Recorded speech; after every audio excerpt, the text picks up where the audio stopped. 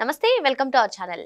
YCP అధినేత YS Jaganmohan Reddy గారు రేపు అనకాపల్లి అదేవిధంగా నర్సీపట్నం ప్రాంతాల్లో పర్యటించనున్నారు. మరి ఈ పర్యటన మరో కరూర్గా మారనుందా? ఇంతకీ ఈ పర్యటన అసలు జరుగుతుందా, జరగబోతుందా? అసలు ఈ పర్యటనకు దళిత సంఘాలు షాక్ ఇచ్చాయని చెప్పుకోవచ్చు. మరి నర్సీపట్నం వచ్చే కన్నా ముందు జగన్మోహన్ రెడ్డి తక్షణమే డాక్టర్ సుధాకర్ కుటుంబానికి క్షమాపణ చెప్పే తన పర్యటన కొనసాగించాలి అంటూ దళిత సంఘాలు డిమాండ్ చేస్తున్నాయి. మరి ఇదే అంశంపైన చర్చించడానికి మనతో పాటుగా ఉన్నారు జనసేన అధికార ప్రతినిధి కుసంపూడి శ్రీనివాస్ గారు. నమస్తే సార్. నమస్తే. జగన్మోహన్ రెడ్డి పర్యటన అనకాపల్లి తర్వాత నర్సీపట్నం, మరి రోడ్ షో నిర్వహించొద్దని పోలీసులు హెచ్చరిస్తూనే ఉన్నారు. కానీ రోడ్ షోలోనే వెళ్తాము అని చెప్పి గుడివాడ అమర్నాథ్ కానివ్వండి, వైసీపీ నేతలందరూ కానివ్వండి చెప్తున్నారు.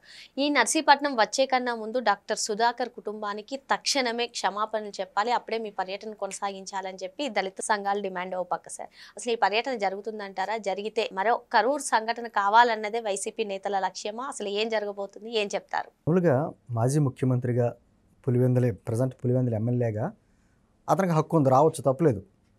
కానీ గతంలో ఉన్నటువంటి అనుభవాలన్నీ కూడా ఒకసారి దృష్టిలో పెట్టుకుంటే ఆయన ముఖ్యమంత్రి స్థానం కోల్పోయిన తర్వాత ఈ 15 నెలల్లో ఆయన ఆంధ్రప్రదేశ్లో పర్యటించినటువంటి ఏ కార్యక్రమాన్ని కూడా చూసినా ఏది ప్రశాంతంగా జరగల. అన్నింటిలో కూడా ఏదో ఒక దుర్ఘటన. ఇప్పుడు మిర్చి రైతులను అంటాడు, లేకపోతే పొగాకు రైతుల గురించి పరామర్శించడానికి కావచ్చు, లేకపోతే వేరే వాళ్ళకి ఏదో పరామర్శలు కావచ్చు. ఏది పరామర్శకు వెళ్ళినా లేకపోతే ఏది వెళ్ళినా కూడా రైతులు కావచ్చు, వాళ్ళ పార్టీ కార్యకర్తలు కావచ్చు, ఎవరైనా సరే అక్కడ ఒక రకమైనటువంటి హల్చల్ చేయడం, కార్యకర్తలతో హంగామా చేయడం, అసలు విషయం పక్కన పోతుంది. ఇప్పుడు ఆయన మిర్చి రైతులను పరామర్శించగలిగాడు అనుకోండి, ఆ రైతులతో మాట్లాడితే పర్వాలా. అక్కడికి అది కాదు, మిర్చి బస్తాలు ఎత్తుకుపోతారు, లేకపోతే తొక్కుకుంటూ పోతారు, రైతులు నానా ఇబ్బందులు పెడతారు. అంటే ఆ విధమైనటువంటి ఒక అలజడి సృష్టించేటువంటి కార్యక్రమాలతోటే వాళ్ళు చేస్తున్నారు. కాబట్టే పోలీసులు బాధ్యత ఉంటుంది. ఎందుకంటే రేపొద్దున ఏమంటారు, మాజీ ముఖ్యమంత్రికి భద్రత ఇవ్వలేదు అనేటువంటి నెపం వేస్తారని చెప్పేసి ఉంటుంది.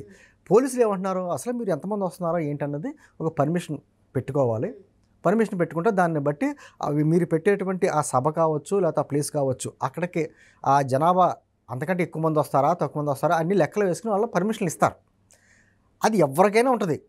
ఆఖరికి ముఖ్యమంత్రి గారి పర్యటన వివరాలు కూడా పోలీసు వారికి చెప్పాలి. మాజీ ముఖ్యమంత్రి ఈయన, అందులోని మామూలుగా చక్కగా చేసేటువంటి కార్యక్రమాలు చేయడు ఇక్కడ. ఎందుకంటే కరూరు, మీరు అన్నారు ముందు మాటల్లో, కరూరు ఘటన కూడా చూసాం మనం.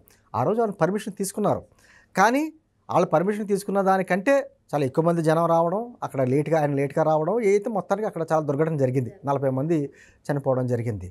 అంటే పోలీసుల బాధ్యత ఎక్కడా కూడా ఎటువంటి శాంతి భద్రతలకు ఇబ్బంది కలగకుండా, ఎటువంటి మరణాలు లేకుండా చాలా జాగ్రత్తగా చూసుకోవాల్సిన బాధ్యత చాలాగా ఉంటుంది వాళ్ళకి లెటర్ పెట్టడానికి ఈయనకి పోయే కాలం నాకు ఏం అర్థం అవ్వదు. లెటర్ పెట్టాలి కదా, ఇదిగో మేము వస్తున్నాం, పలానా కార్యక్రమానికి వస్తున్నాం, మేము ఇంతమందితో వస్తున్నాం, మేము వచ్చే సభకి ఎంతమంది వస్తారని చెప్పి ఒక అంచనా, దాన్ని బట్టి మాకు భద్రత ఇవ్వండి అని చెప్పేసి లెటర్ ఎవరైనా పెట్టుకుంటారు. పెట్టుకోకుండా ఇవాళ గుడివాడ అమర్నాథ్ ఏదో మాట్లాడి మొత్తానికి మాజీ ముఖ్యమంత్రి వచ్చినప్పుడు మీరే చూసుకోవాలి, మేము ఎంతమంది చెప్పగలం, అందరి పేర్లు ఇస్తామా అని ఎటకారంగా మాట్లాడుతున్నాడు. మరి అది ఎంతవరకు సమంజసం? మరి గతంలో చంద్రబాబు గారిని కావచ్చు, చంద్రబాబు గారు బయటకు వెళ్తానంటే అటు గేటుకి తలుపులకు తాళాలు వేసేసి తాళ్ళు కట్టి రాకడానికి అలర చేశారు. అదేవిధంగా పవన్ కళ్యాణ్ గారిని అదే వైజాగ్ ఎయిర్పోర్ట్లో బయట రానివ్వకుండా చాలా ఇబ్బందులు పెట్టారు. తర్వాత ఆయన హోటల్కి వెళ్తే ఆ హోటల్ నుంచి బయట రాకుండా 2 రోజులు నిర్బంధించారు. అలా చేస్తారేమో, అలా చేస్తే ఆ క్రెడిట్ తీసుకుందాం అనేటువంటి ఒక ఉద్దేశం అని అంటే ఏ రకంగా చూసినా తనకు లబ్ధి చేకూరేలాగే జగన్మోహన్ రెడ్డి ప్రయత్నం. రానివ్వకపోతే అదిగో నన్ను రానివ్వట్లేదు ఈ ప్రభుత్వం, కక్ష కట్టింది నా మీద అని చెప్పేసి అనొచ్చు. వచ్చిన తర్వాత ఏమైనా శాంతి భద్రత విఘాతం కలిగిందంటే జగన్మోహన్ రెడ్డి గారికి సరైన రక్షణ ఇవ్వలేదు, అక్కడ పోలీసుల వైఫల్యం, కూటమి ప్రభుత్వం వైఫల్యం అని నిందించు. అంటే ఏ రకంగా చూసినా లబ్ధి పొందాలనేటువంటి ఉద్దేశంతో చేసేటువంటి కుట్రలో భాగం తప్ప ఏం లేదు. ఇక్కడ ఇంకో అంశం, జగన్మోహన్ రెడ్డి ఏ పర్యటన పెట్టుకున్నా సరే కూటమి అడ్డుకుంటుంది, సరైనటువంటి భద్రత ఇవ్వట్లేదు, ఇలా రోడ్ షోలు నిర్వహించుకోవట్లేదు అంటూ వైసీపీ వాదన. మరి నిజంగానే మీరు భద్రత కల్పించారు? అలా కదమ్మా, మామూలుగా జగన్మోహన్ రెడ్డి గారికి ఉన్నటువంటి సెక్యూరిటీ ఎంతమంది? సరే పోలీసులు పక్కన పెట్టండి, అతనికి ఉన్న సెక్యూరిటీ దాదాపు 900 మంది సెక్యూరిటీకి జీతాలు ఇచ్చుకుంటున్నాడు ఇక్కడ. అంత సెక్యూరిటీ ఉంచుకుని ఒక పక్కన ప్రభుత్వం పోలీసులు అమ్మ ఒకటి చెప్పన, జగన్మోహన్ రెడ్డి అని కాదు, ఎవ్వరు ఏ కార్యక్రమం చేసినా కూడా పోలీసుల భద్రత ఉంటుంది. ఒక్కొక్కసారి ఏమవుతుందంటే అంచనాలు మించి జనం వచ్చేయడం, వచ్చిన వాళ్ళ పట్టు తప్పడం. వాళ్ళు ఏంటంటే వచ్చిన కార్యక్రమం ఒకటి ఒకేసారి రెచ్చిపోయే కార్యక్రమాలు చేస్తారు, దాంతో కొంచెం మన కార్యక్రమానికి ఇబ్బంది కలుగుతూ ఉంటుంది. అలా చేసినప్పుడు పోలీసుల వైఫల్యం ఉంటుంది తప్ప పోలీసులు ఎప్పుడూ కూడా విఘాతం కలిగించే ప్రయత్నం చేయరు, మ్యాక్సిమం కంట్రోల్ చేయాలనే చూస్తారు. కూటమి ప్రభుత్వం నిజంగా కడితే జగన్మోహన్ రెడ్డి అసలు ఆంధ్రప్రదేశ్లో తిరగలడా? మొదటి ప్రశ్న. ఎక్కడికెక్కడ భద్రయిస్తుంటే ఆ పోలీసుల మీద రాళ్ళు వేసి పోలీసులనే గెంటేసి వాళ్ళ జనం ఒక రౌడీ ముక్క కింద ఉంటారు కదా, అతను ఉన్నటువంటి సెక్యూరిటీ కావచ్చు, లేకపోతే వాళ్ళ కార్యకర్తలు కావచ్చు, అదో ఒక ఏంటంటారో కాలకేలు ముఠ. వాళ్ళు ఎలా పడిపోతారో తెలియదు. వాళ్ళే తొక్కేసి వాళ్ళే చేసేసి మళ్ళీ వాళ్ళే ఏడుపులు ఏడుతారు. అందుకనే నేనేమంటున్నానంటే ఏదైనా దుర్ఘటన జరగక ముందే మేల్కోవడం మంచిది. జగన్మోహన్ రెడ్డి గారు గత 15 నెలలుగా ఇచ్చినటువంటి కార్యక్రమాల్లో పర్మిషన్లు ఇచ్చిన పర్మిషన్ దుర్వినియోగం చేసుకుని అతను ఏ విధంగా చేశాడు, ఏ విధమైనటువంటి కార్యక్రమాలు జరిగినాయి అన్నీ దృష్టిలో పెట్టుకుని పోలీసు వారు ముందస్తుగా అసలు అతన్ని రానివ్వకుండానే అడ్డుకోవాలి. లేదా వస్తే మాత్రం ఖచ్చితంగా నిర్వాహకుల మీద బాధ్యత పెట్టాలి. మీరు ఎంతమందికి మీద లెటర్ తీసుకోలేకుండా మీరు కార్యక్రమం పెడుతున్నారు. ఒకవేళ లెటర్ పెడినా ఎంతమంది పెట్టారో అంతమంది కంటే ఎక్కువ వస్తాయి. ఇవన్నీ చూసుకోవాలి బాధ్యత. జగన్మోహన్ రెడ్డి గత పర్యటనలో కూడా ఎన్నో ఆంక్షల్ని ఆయన పట్టించుకోలేదు, ఏం చేయలేదు, కానీ కూటమి యాక్షన్ తీసుకోలేదు అనే వాదనలు కూడా వినిపిస్తాయి. అంటే ఏమవుతుందంటే తీసుకున్నా ఒక కక్ష ధోరణి చర్యల, మాజీ ముఖ్యమంత్రికి తిరగనివరా, రాష్ట్రంలో తిరగనివరా, ఈ మాటలు వస్తూ ఉంటాయి. అంటే ప్రభుత్వం మీద ఎలా ఉంటుందంటే ఒక ముళ్ళ కిరీటం, చాలా బాధ్యతగా మాట్లాడాలి ఏది చేసినా. అలాగని చెప్పి జగన్మోహన్ రెడ్డి గారు గతంలో పాదయాత్ర చేశారు, కొన్ని వేల కిలోమీటర్ తిరిగాడు. వారి చెల్లి కూడా పాదయాత్ర చేసింది. అప్పట్లో కానీ ఎప్పుడైనా కూడా చంద్రబాబు గారి హయాంలో వైఎస్ రాజశేఖర రెడ్డి గారు కొన్ని వేల కిలోమీటర్లు తిరిగారు. ఎక్కడ కూడా వాళ్ళ హక్కు, ప్రజాస్వామ్యంగా హక్కు, నిరసన తెలిపే హక్కు కావచ్చు, ఇటువంటి పాదయాత్రలు కానీ సభలు పెట్టుకునే హక్కు ఉంది. కానీ ఆ హక్కు పేరుతోటి సభలు పెట్టుకోవడం, సమావేశాలు పెట్టుకోవడం అనేటువంటి పేరుతోటి ఒక విధ్వంసం సృష్టించే కార్యక్రమం జగన్మోహన్ రెడ్డి హయాంలో జరుగుతుంది. నేను అంటుంది అదే, గత 15 నెలల్లో జరిగినటువంటి అనుభవాలు దృష్టిలో పెట్టుకుని ఖచ్చితంగా సరే వస్తారంటున్నారు కదా, రండి మేము సెక్యూరిటీ ఇస్తాం, కానీ ఏదైనా విఫలమైతే మాత్రం ఖచ్చితంగా నిర్వాహకులు ఎవరైతే ఉంటారో ఏర్పాట్లు చేసేది వాళ్ళ మీద చర్యలు తీసుకుంటాం అనేటువంటి కండిషన్ పెట్టాలి. కరూరులో అదే జరిగింది. కరూరులో ఆ రోజు ఆ పార్టీ సంబంధించిన జిల్లా సెక్రటరీని వాళ్ళని కూడా అరెస్ట్ చేశారు. ఆ నాయకులందరూ అరెస్ట్ చేశారు. అలా మీ మీద బాధ్యత వహించారు ఎవరైతే మాట్లాడుతున్నారో, ఈ గుడివాడ అమర్నాథ్ లాంటి వాళ్ళు, ఆ ఉత్తరాంధ్ర నాయకులు మాట్లాడుతున్నారో వాళ్ళందరి పేర్లు లిస్ట్ రాసి, ఇదిగో ఏదైనా జరిగితే మాత్రం ఖచ్చితంగా మీదే బాధ్యత, మిమ్మల్ని అందరినీ తీసుకెళ్ళి లోపలేస్తామని చెప్పేసి ఖచ్చితమైన వార్నింగ్ ఇచ్చి మాత్రమే వాళ్ళకి పర్మిషన్ కానీ ఏదైనా ఇవ్వాలి. లేకపోతే ఏమవుతుందంటమ్మా, అమాయకులు బలైపోతారు. ఇప్పుడు సాధారణంగా ఏమవుతుందంటే వాళ్ళ బాగా ఉంటారు. జగన్మోహన్ రెడ్డి గారు ఎలాగే ఈ నెల రోజుల్లో ఎక్కడికి పాపం విదేశాల పర్యటనలో ఉన్నది. ఈ కార్యక్రమం అయిపోయిన వెంటనే అతను విదేశాలు వెళ్ళిపోతాడు. బలైపోయేది ఎవరంటే సామాన్య కార్యకర్తలు బలైపోతూ ఉంటారు. అందుకని ఆచితూచి వ్యవహారం, రాష్ట్రంలో శాంతి భద్రతల విఘాతం కలగకుండా చూసుకోవాల్సిన బాధ్యత పోలీసులకు కూడా ఉంది. కాబట్టి జగన్మోహన్ రెడ్డి లాంటి వ్యక్తిని ఈ రాష్ట్రంలో ఇలా వచ్చేటువంటి అలజడులు సృష్టించే కార్యక్రమం ఏదైనా చేస్తే మాత్రం కఠినమైన చర్యలు తీసుకునే విధంగా పర్మిషన్లు ఇవ్వాలి. ఎందుకంటే జగన్మోహన్ రెడ్డి ఒక టెంపరీ మనిషి ఆంధ్రప్రదేశ్కి.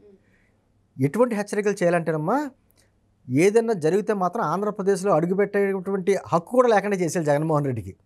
నువ్వు అడుగు పెడితే ఒక శాంతి భద్రత విఘాతం అంటారు చూసారా, ఐరన్ లెగ్ అన్న టైప్లోనే ఆ టైపు మనిషి. కాబట్టి ఖచ్చితంగా నువ్వు వస్తే ఇక్కడ శాంతి భద్రత విఘాతం కలుగుతుంటే రాష్ట్రంలో అడుగు పెట్టినకూడదు.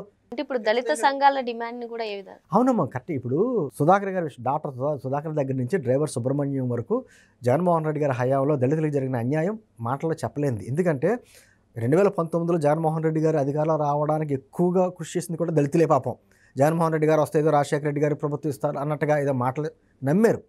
నమ్మిన వ్యక్తుల్ని ఎవరైతే దళితులు, మైనార్టీలు అతను నమ్మారో ఆ నమ్మిన వ్యక్తులందరినీ నెట్టేట్టు ముంచాడు. డాక్టర్ సుధాకర్ దగ్గర నుంచి డ్రైవర్ సుబ్రహ్మణ్యం వరకు అన్నీ అయ్యే ఘటనలో. పోనీ ఇప్పుడు డ్రైవర్ సుబ్రహ్మణ్యం విషయం చూడండి, అతను ఆల్రెడీ ఒప్పుకున్నాడు.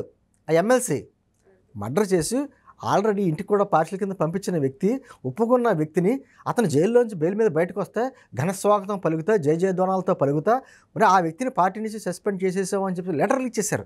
మరి లెటర్ల కింద ఎక్కడ సంతకం ఉండదు. లెటర్ వస్తుందమ్మా, విచిత్రం ఏంటంటే లెటర్లు ఇచ్చేస్తే కింద దానికి సంబంధించిన ప్రెసిడెంట్తో, సెక్రటరీతో సిగ్నేచర్ ఉంటుంది. అదే ఉండవు ఆ లెటర్లోనే పార్టీ నుంచి సస్పెండ్ చేసేమని లెటర్లు ఇచ్చేసేసి, పైగా ఆ వ్యక్తిని అదే సభల్లో ముఖ్యమంత్రి హయాంలో ఉండగా ఆయన పక్కన కూర్చోబెట్టుకున్నాడు. అంటే ఎటువంటి సంకేతం ఇచ్చాడు? దళితులు అంటే అతనికి ఎంత లోకువా అన్నది అర్థం చేసుకోవాలి. ఆయన ఒక మాస్కులు అడిగినందుకు డాక్టర్ సుధాకర్ గారిని రోడ్డు మీద పడిచి పిచ్చోడి కింద చేసి అతన్ని చనిపోయేలా చేశారు. అంటే ఇదని కాదండి, ఏదైనా ఆయన ఏ ప్రాంతానికి వెళ్తే ఆ ప్రాంత ప్రజలకి లేకపోతే జరిగిన ఘటనలకి క్షమాపణలు చెప్పి రావాలి. మరి అలా అనుకుంటే ఏ ప్రాంతానికి వెళ్ళాడు ఇంకైనా. అందుకని ఇప్పుడు తాడేపల్లి ప్యాలెస్లో ఆయన ప్యాలెస్కి దగ్గరలోనే ఒక అమ్మాయిని రేప్ చేసి చంపేశారు. కనీసం ఏది నిందితులు పట్టుకోలేకపోయారే, సమాధానం చెప్పుకోలేకపోయారు. ఈరోజు వాళ్ళ పేపర్లో రాసుకుంటున్నారు, ఎన్సీఆర్టీ రిపోర్టులో శాంతి భద్రతలు అద్భుతంగా ఉన్న జగన్మోహన్ రెడ్డి గారు హయాంలో అని చెప్పి రాసుకుంటున్నారు. అసలు దాంట్లోనేమో రైతుల విషయంలో కావచ్చు, విద్యార్థుల ఆత్మహత్యల్లో కావచ్చు, మహిళల మీద దాడులు కావచ్చు, ఎస్ఎస్టీ కేసుల్లో కావచ్చు, దేశంలోనే రాజకీయ కక్ష ధోరణి కేసుల్లో అయితే మణిపూర్ తర్వాత ఆంధ్రప్రదేశ్ సెకండ్ ప్లేస్లో ఉంది. వాటికి సమాధానం చెప్పరు. ఆ రిపోర్ట్ కూడా తప్పుదోవ పట్టించేలా రాసుకుంటారు. ఏదేమైనా కూడా జగన్మోహన్ రెడ్డి అనేటువంటి ఒక అరాచక శక్తి అతను చేసేటువంటి కార్యక్రమాలని ముందస్తుగా చర్యలు తీసుకోవాలి, కఠినమైన చర్యలు తీసుకోవాలి. అతను లేదు బలవంతంగా రాష్ట్రంలో అడుగుపెట్టే ఫలమైతే మాత్రం ఆ కార్యక్రమం ఎవరైతే నిర్వహిస్తున్నారో నిర్వాహకుల మీద బాధ్యత పెట్టి వాళ్ళని బాధ్యులు చేయాలి. లేకపోతే ఏమవుతామో ఇది పదే పదే రిపీట్ అవుద్ది, అమాయకులు బలైపోతారు. మరి జగన్మోహన్ రెడ్డి పర్యటనలకు బాధ్యత వహించే వారిపైన చర్యలు తీసుకోవాలని, అదేవిధంగా జగన్మోహన్ రెడ్డి పర్యటనలో సామాన్య కార్యకర్తలే ఎక్కువగా బలవుతున్నారని సార్ చెప్తున్నారు. మరో అంశంతో మళ్ళీ కలుద్దాం. Thank you sir.